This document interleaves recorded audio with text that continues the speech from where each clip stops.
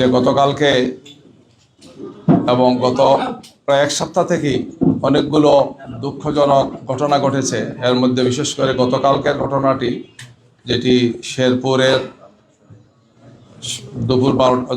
দুপুর 3টার দিকে, বেলা 3টার দিকে ঘটনা ঘটেছে। আমরা সেটা নিয়ে আজকে মূলত প্রেস ব্রিফিং করবো, বিস্তারিত আপনাদেরকে বলবো। এছাড়াও আরও কিছু বিষয় আছে, আমাদের অন্যান্য দলের যারা আছেন তারাও কিছু কথা বলবেন। আমরা আপনাদের সামনে সেই লিখিত বক্তব্যটা এখানে পেশ করছি।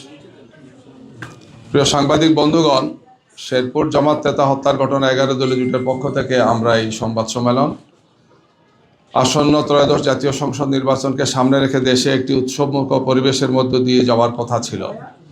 জুলাই বিপ্লবের পরে দেশের রাষ্ট্রকাঠামো ও রাজনৈতিক সংস্কৃতির পরিবর্তন সাধনের মাধ্যমে রাজনৈতিক দলগুলোর মধ্যে পারস্পরিক শ্রদ্ধাবোধ, সহমর্মিতা ও সহযোগিতার পরিবেশ বজায় থাকার কথা ছিল। কিন্তু গতকাল 28শে জানুয়ারি শেরপুরের ঝিনাইগাতি উপজেলায় ঘটে যাওয়া ঘটনা সেই উৎসবমুখর পরিবেশকে ম্লান করে দিয়েছে। উপজেলা প্রশাসনের আয়োজনে ঝিনাইগাতি ও শ্রীবর্দী উপজেলা সংশ্লিষ্ট নির্বাচনী আসনের প্রার্থীদের নিয়ে ইশতেহার ঘোষণা অনুষ্ঠান আয়োজন করা হয়। সেখানকার স্থানীয় প্রশাসনে আয়োজনটা করেছিলেন। এই অনুষ্ঠানকে কেন্দ্র করে বাংলাদেশ জাতীয়তাবাদী দল বিএনপির এক দল উচ্ছৃঙ্খল নেতাকর্মীদের অব্যাহত উস্কানির কারণে 11 দলীয় জোট ও বিএনপি নেতাকর্মীদের মধ্যে সংঘর্ষ বাধে।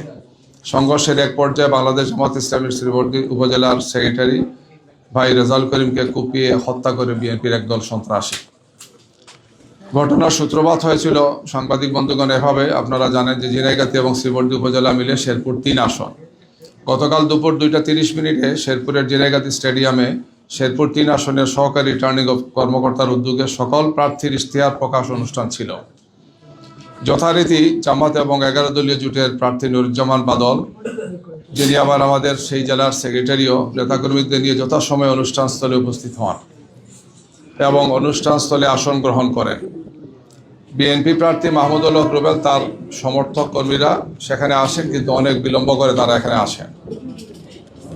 তখন বিএনপি নেতারা ইউএনএকে অর্ধেক আসন ভাগ করে দিতে বলে।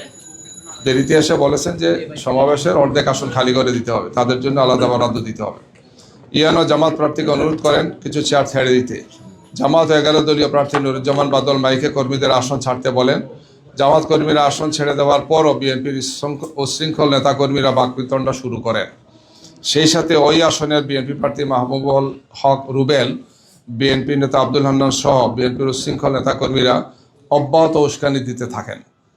এতে বিএনপি নেতাকর্মীরা হাতাহাতি এবং সংঘর্ষে লিপ্ত হয়। এই দুইজনের উস্কানির কারণে, অন্য নেতাদের উস্কানির কারণে। এই অবস্থায় পুলিশ প্রশাসন বিএনপি নেতাকর্মীদের নিবৃত্ত না করে বরং নিষ্ক্রিয় দর্শকের ভূমিকা পালন করে।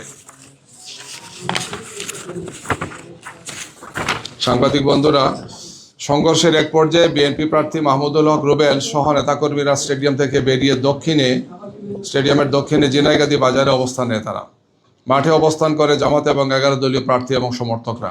এ সময় বিএনপি সমর্থক ফাহমি গোলন্দাজ সোহেল সে ফেসবুকে জামাতের বাদলকে, অর্থাৎ নুরুজ্জামান বাদল, যিনি আমাদের ওই আসন নমিনি প্রার্থী, জেলা সেক্রেটারি, তাকে পেলে জবাই করা হবে এই মর্মে উস্কানিমূলক স্ট্যাটাস দিতে থাকে।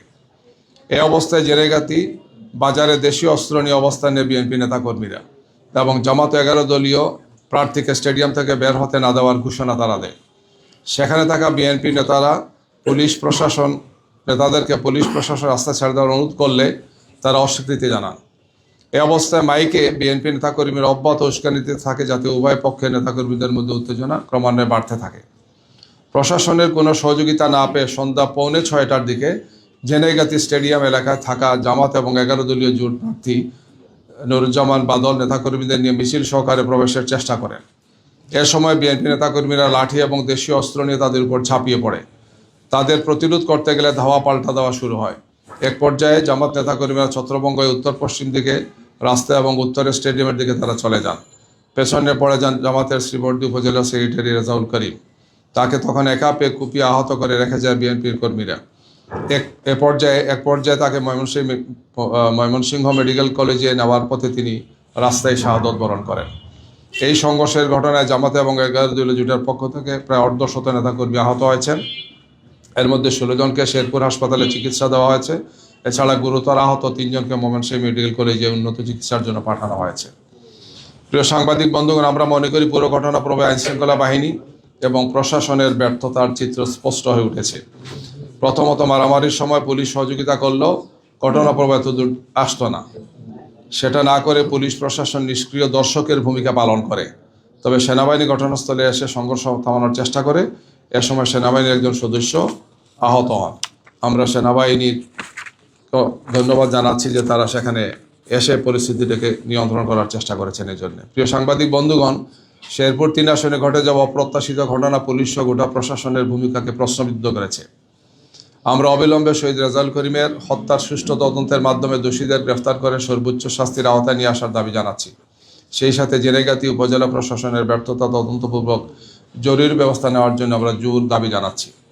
প্রিয় সাংবাদিক বন্ধুগণ, আপনারা জানেন গত কয়েকদিনে সারা দেশে জামাত এবং 11 দলীয় জোটের প্রার্থীদের প্রচারণায় বাধা দেওয়া হয়েছে। অব্যাহতভাবে জামাতের নারী কর্মীদের উপর হামলা এবং নিপীড়ন করা হয়েছে। প্রশাসনকে বারবার জানানো হলেও এখন পর্যন্ত কোনো দৃশ্যমান পদক্ষেপ নেয়নি। আমরা প্রশাসনের এই ধরনের একপাক্ষিক আচরণের তীব্র প্রতিবাদ জানাচ্ছি। আমরা আপনাদেরকে বলতে চাই যে এই ঘটনা প্রশাসন যদি তাৎক্ষণিক হস্তক্ষেপ করতেন, বিশেষ করে সেখানকার যিনি আইনশৃঙ্খলা বাহিনীর দায়িত্বে যে পুলিশরা ছিলেন, তারপরে সহকারী রিটার্নিং অফিসারের দায়িত্বে যিনি ছিলেন টিএনও সাহেব, তাদের ব্যর্থতায় এই দুঃখজনক ঘটনাটা ঘটেছে। গিয়ে নির্বাচন আরম্ভ হওয়ার পর প্রথম শহীদ হয়েছেন শহীদ উসমান হাদি, আপনারা জানেন, ঢাকা 8-এ। আর এরপরে এই ধরনের একজন প্রার্থীর সমাবেশে হামলা করা হয়েছে, অন্যরাও ছিলেন, এবং এখানে সুনির্দিষ্টভাবে বিএনপির যিনি প্রার্থী তার নেতৃত্বে তিনি উস্কানি দিয়েছেন এবং তার কারণেই এই ঘটনাটা ঘটেছে আমরা মনে করি।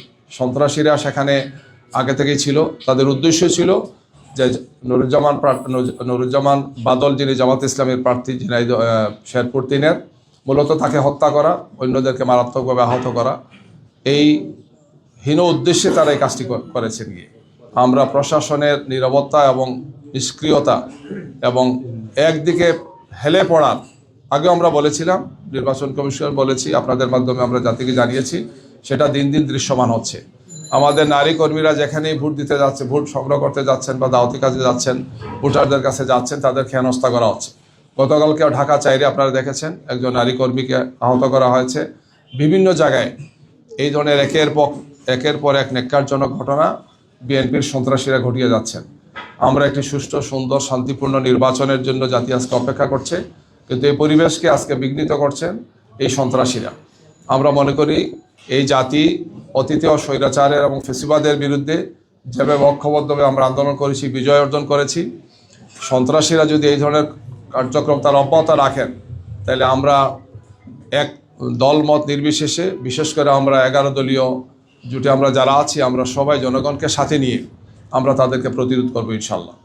আমরা তাদের নেতৃবৃন্দকে আহ্বান জানাচ্ছি যে এইগুলোতে তাদের নেতাকর্মীদেরকে যাতে তার নিবৃত্ত করেন এবং পরবর্তীতে যাতে এই ধরনের কোনো ঘটনা না ঘটে তারা যাতে দৃশ্যমান পদক্ষেপ গ্রহণ করেন। বিশেষ করে আইনশৃঙ্খলা বাহিনী এবং নির্বাচন কমিশনকে আমরা আহ্বান জানাচ্ছি, তাদের পক্ষ থেকে আমরা দৃশ্যত কার্যকর পদক্ষেপ আমরা আশা করি। অন্যথায় দেশবাসীকে সাথে নিয়ে আমাদেরকে এই সন্ত্রাসীদের বিরুদ্ধে, খুনিদের বিরুদ্ধে আমাদেরকে জনপ্রতিরোধ গড়ে তুলতে আমরা বাধ্য হব। সবাইকে ধন্যবাদ।